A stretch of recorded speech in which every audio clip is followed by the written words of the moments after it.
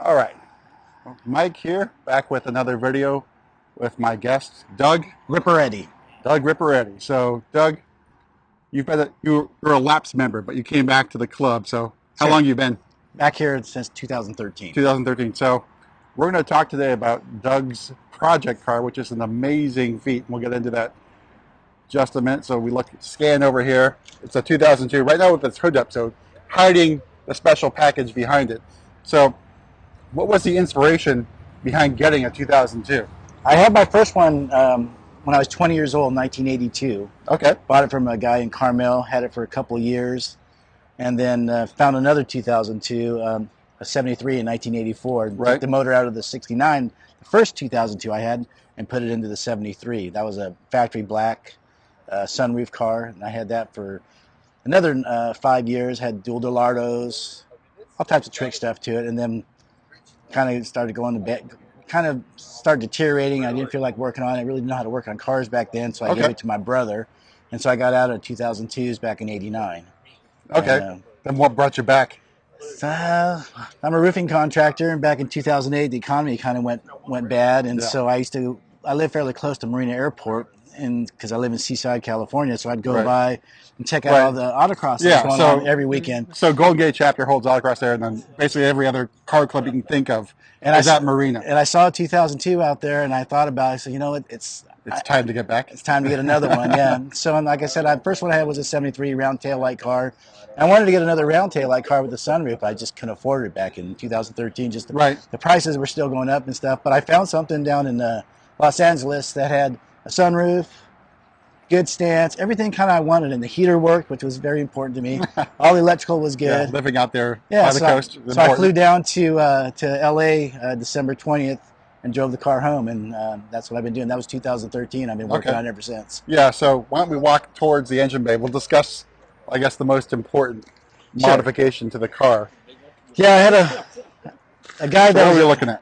We've got a 1988 E30 M3 S14 motor, which is the dual overcam motor. But what I did is, because I'm kind of an old school hot rod guy, I took off the fuel injection, I took off the distributor, and I went with the crank trigger ignition. I went with 44 Mikuni motorcycle carburetors. We've been working with these carburetors since '97 because I'm an old circle track guy.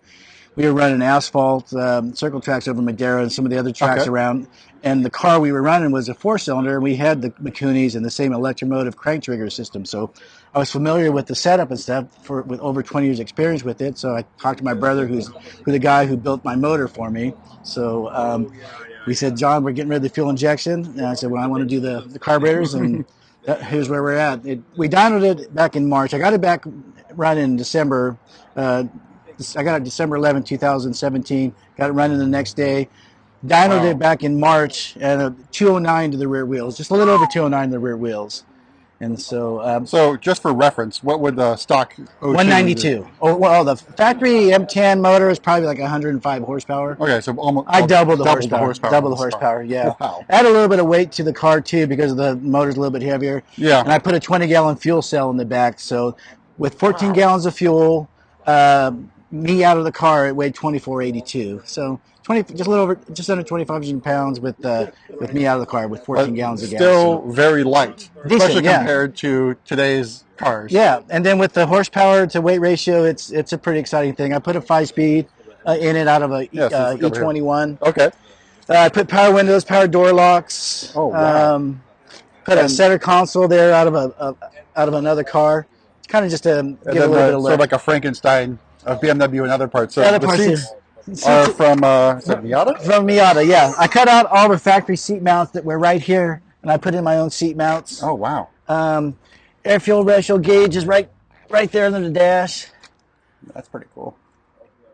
So all this done by you and... Me, my brother, and a buddy named Dave. We've done all the work ourselves. The big brake kit, 5-speed conversion. I did all the power window stuff myself. Me and Dave are the ones that did the fuel cell. All right, let's take a look at that too. I didn't realize I was going to be interviewed and look at the car, so it's a little dirty back here. Well, good thing there's no bodies at the back. No bodies. But it's a 20-gallon fuel cell, and I took the factory setting in it and recessed it so my gas gauge works. And Amazing. I run racing fuels. So you got that. So I Yep. brought some gas with me. So I run like 25% racing fuel to 91 octane, which kind of bumps it up to about 94 octane. Which is much better than what we get. Yeah, here in California. exactly. I mean, if we're probably back east, we'll probably get 93 octane. Yeah, 93 is back east. So. I missed that. But, I put 17-inch wheels on it. A lot of people don't do that kind of stuff. I just did a lot of stuff that people don't do. Yeah, so look at that. And then the big brake kit, which, I mean, by today's standard, those are tiny, but for the 2002, it's pretty big. It's pretty big, yeah. And if I had a 15-inch wheel, it'd look a lot bigger. But with the 17-inch rim, it makes it look tiny, but it's really not. Exactly.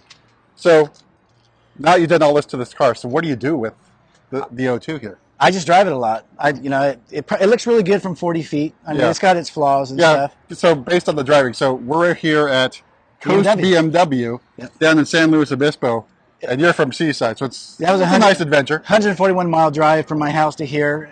We did 101 south, but on the way home, you're gonna do one. We'll do Highway 1 north. Yeah. Yeah, because you can tell the license plate was Beeman Highway 1. Beeman Highway 1. So you got to do it, right? You got to do it. Yeah.